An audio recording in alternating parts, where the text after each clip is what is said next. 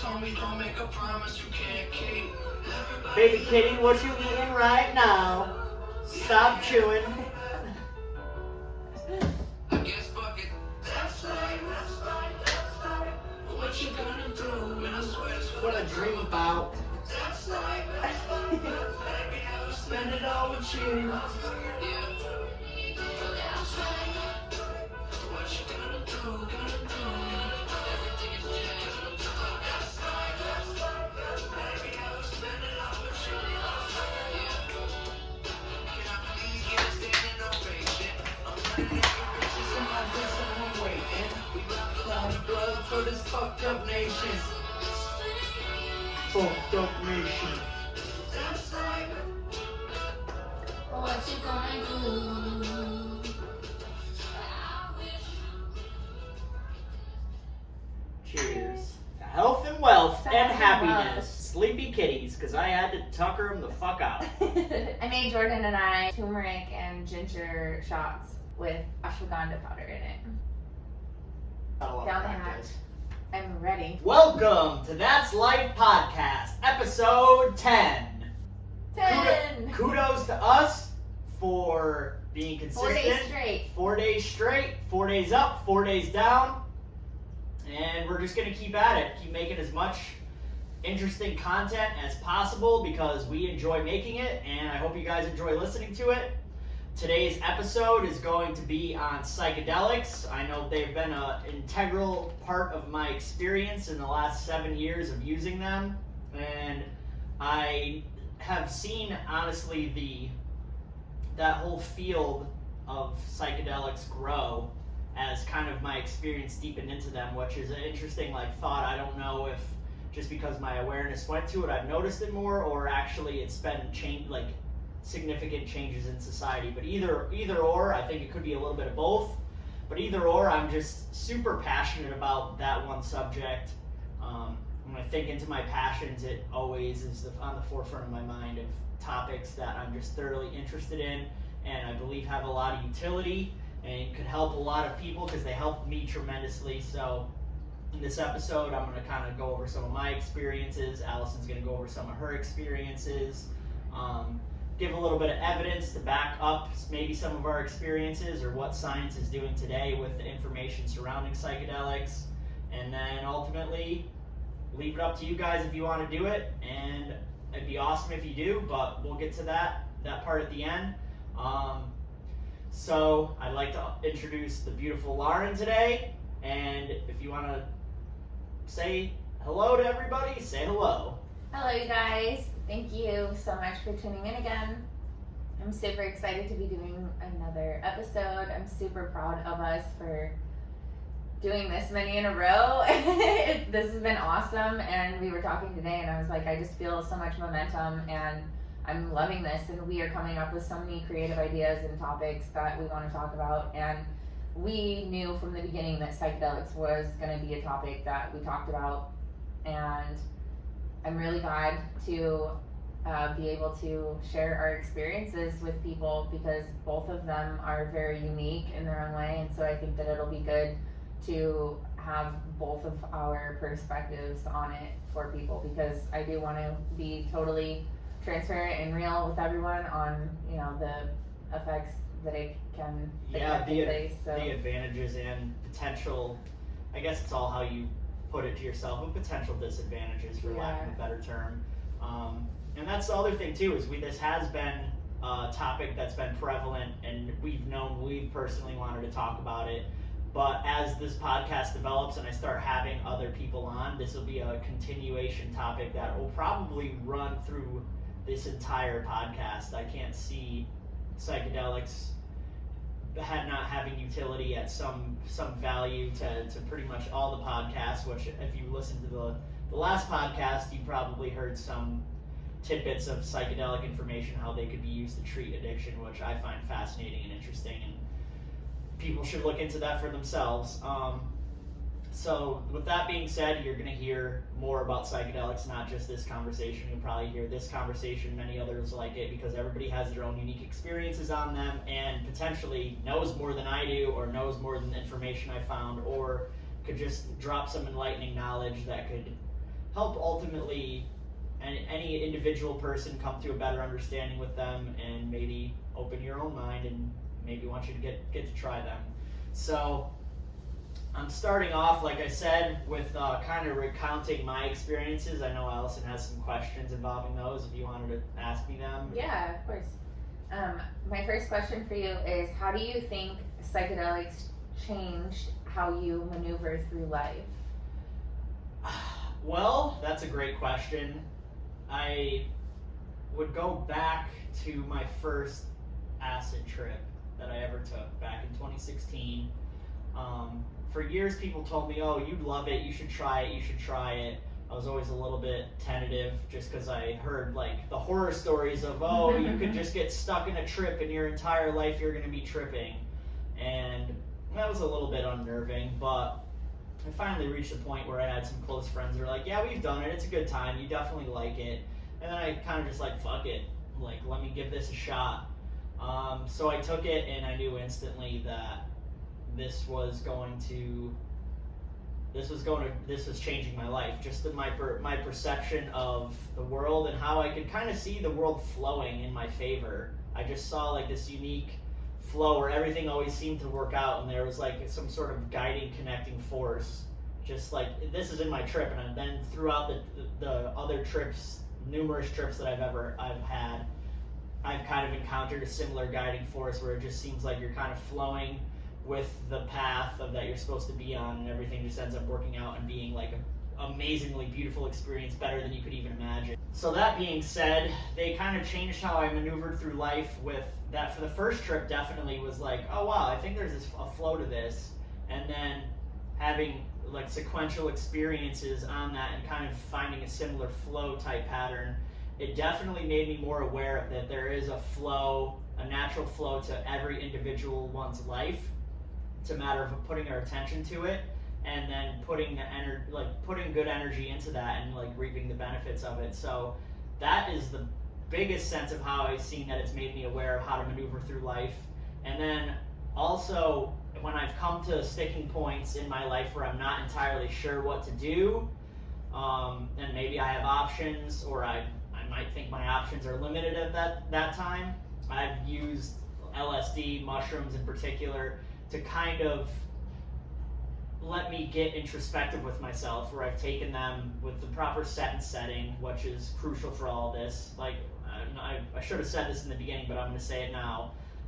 This isn't a one-stop all. If you're going to fix your life, take acid, you're going to figure it out. Take LSD, or take mushrooms, you're going to figure it out. Do DMT, you're going to figure it out.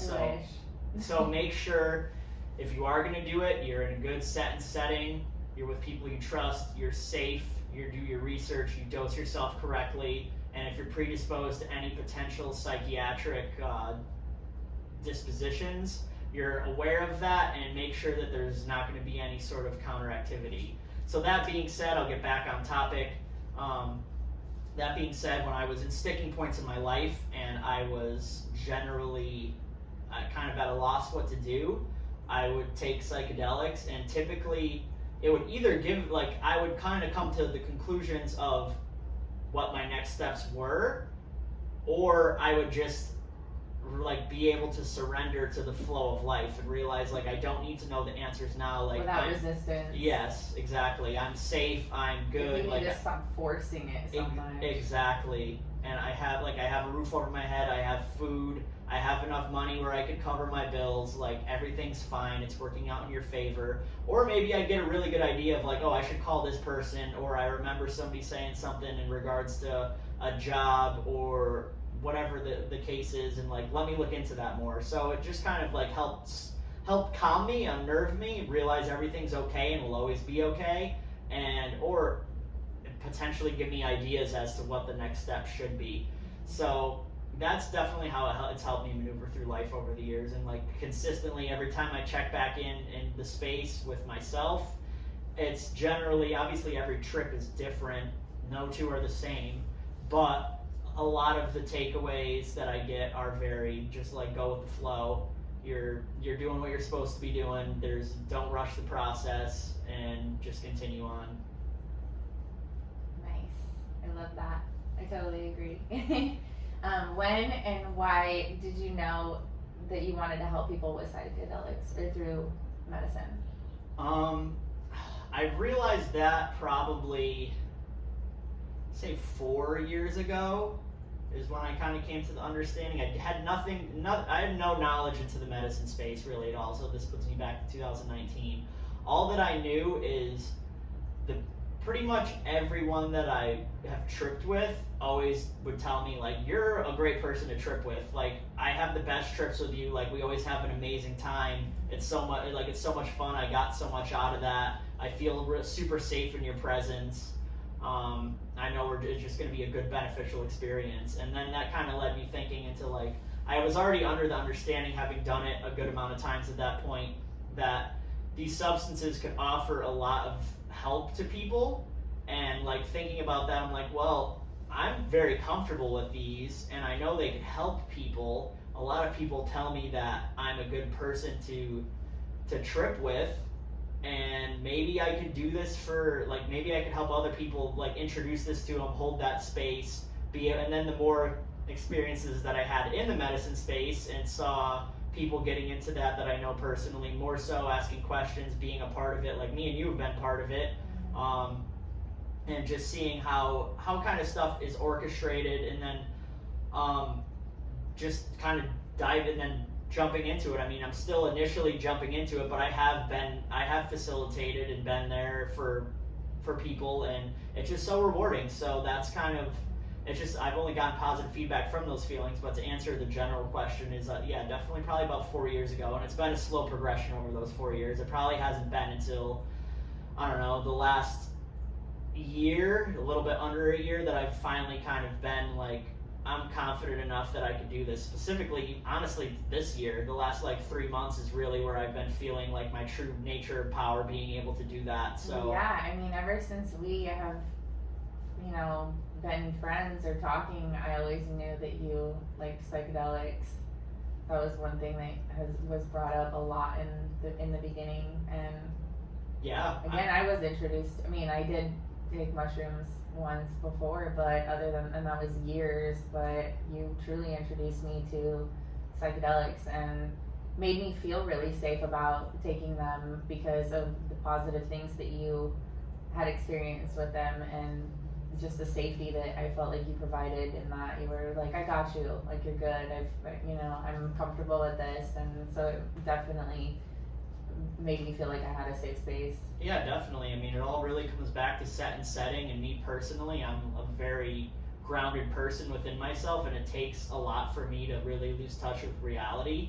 So obviously, if somebody else is in my care, if I'm taking a dosage, it's not going to be as strong as whatever I'm giving them, Yeah. or I'm not going to take it at all. And it's that way I can make sure that I can stay grounded in the reality, be aware, like situationally aware of what's potentially happening, allow them to sink in. So having that like knowledge about myself kind of makes it almost a no-brainer for me that I intend to continually deepen my involvement mindfully with who I'm doing it with or who I'm facilitating for.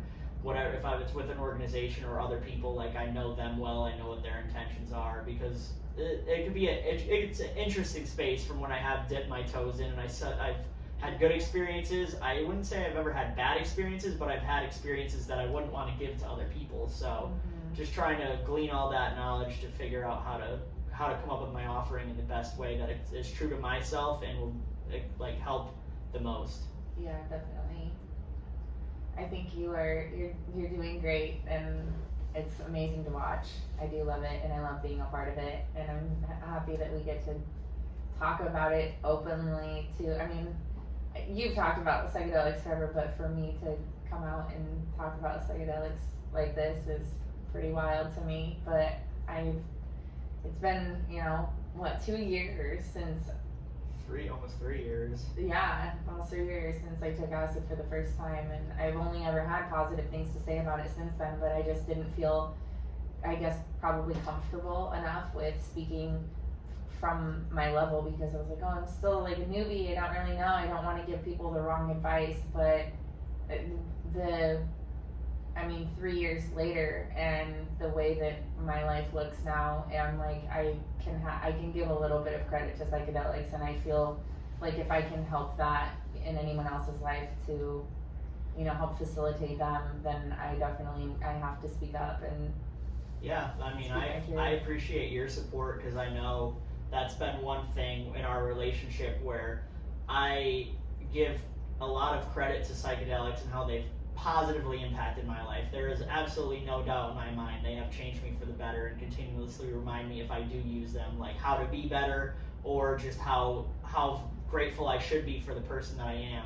And that's you not drinking. Like, I fully support that, but I know that was a conversation that I said multiple from the start. I was like, I could not drink, but I can't not do psychedelics. And like, it's not like I'm doing psychedelics every day or every week. And sometimes there's been, I want to say I probably went a year when we were together where I didn't do any psychedelics. Yeah, so it was a while. It's not something that I'm abusing by any means or doing like, oh yeah. And I felt guilty for that, because I felt like I was the reason that you were not doing it, and I was like, I'm keeping you from doing something that's such a big part of your life and that you love so much. But I knew that you would do them, and I was always okay with that. I knew how much you cared about them and how much they positively impacted your life. And I still, even in, you know, my mindset, I wasn't like anti-psychedelics. I was just kind of wary about them for my own sake. So I just, yeah. But yeah, I mean, likewise, that was partially the reason too, with like in our relationship, where if I like when I did go like the year without really doing anything, is I wasn't really leery about being like, I want to do them.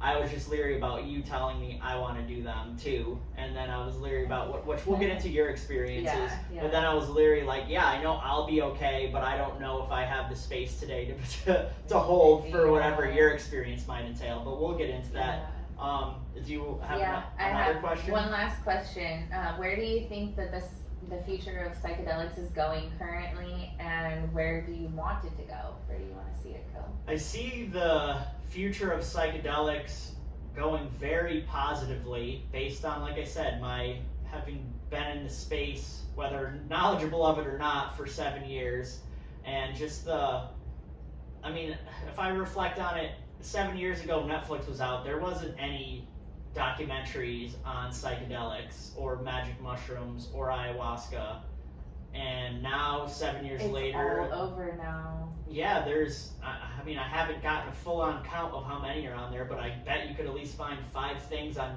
Netflix that are talking about either, if not more, there's probably more than that, but it's very abundant in on Netflix alone. If you go to any other streaming service, there's documentaries and shows, and so that's where I only see it getting better from here, just based on spreading the knowledge. And when I have conversations with friends or people that I know that either have done them or maybe want to do them, but generally it's becoming more socially acceptable. Either that, or maybe I give a fuck less and I'm just speaking my truth. Could be a mixture of those two as well, but I think more people are. Yeah, I feel like more people are. You should talk about what you said earlier about our generation. We're getting to be adults now, and it's all of us getting into these professions and speaking up. Yeah, so I feel like our grandparents' generation were the ones that started the war on drugs, which directly affected our parents' generation, but they were their parents, so they were like, this is just really broad sense of the terms. I know it was like government, but generation to generation, the grandparents said it was illegal. The parents were like, oh, I guess we'll listen to our parents. We'll kind of dabble with it, but we'll just listen to what our parents told us. But now we're the grandchildren of the boomers in that generation, or the generation that fought in World War II. And we're kind of like questioning it all, because we were watching a couple documentaries on YouTube beforehand just to kind of start the juices flowing for this podcast about psychedelics. And there's a lot of people in academia, like Sam Harris is a huge proponent for psychedelic usage. Tim Ferriss is, and they're heavily involved with like the utilities of it. And they're all in their, I don't know, early 40s, mid 40s, and they're kind of just expressing the utility of them. So like that's where I'm kind of thinking like the generational of like, maybe our grandparents didn't know it all. Like they paid their taxes and registered for the draft and went to war and worked 50 years and then died. Like maybe we should do something different and re-question Well, isn't- what they're pushing. Yeah, isn't that when I don't know the exact year that they stopped funding all research into psychedelics? It was like 1971 or So something.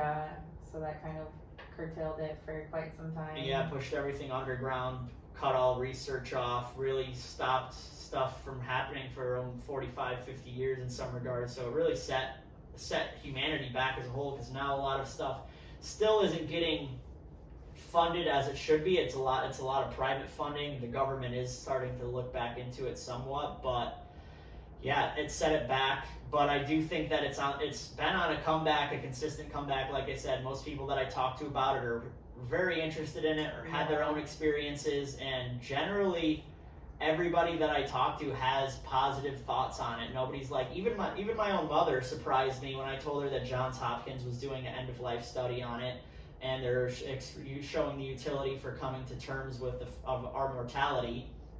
She was like, oh wow, that sounds really interesting. She's like, I'd be interested in that. And this is when my grandmother was still alive, and I was like, for grandma? And she's like, no, maybe potentially for me.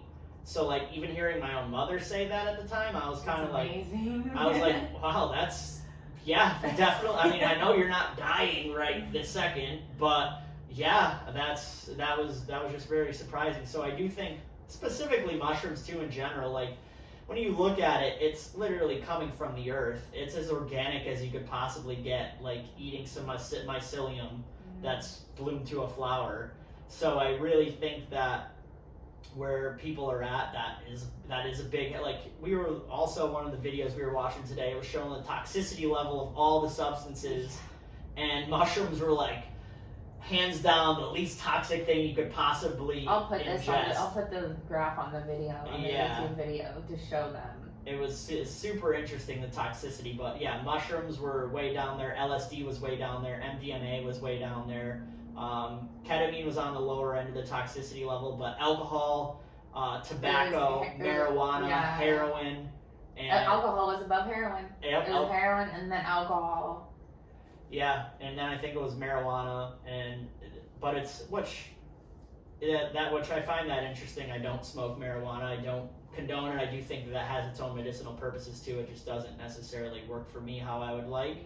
Yeah. But yeah, the toxicity of mushrooms ultimately is just so minimal that personally for me, if I never did it, knowing that like this is as natural as it gets, the toxicity, like you can't physically overdose on mushrooms. You could eat your body weight in mushrooms and you will not overdose. You might have one hell of a trip, and if you could eat 200 pounds of mushrooms, probably wouldn't be fun.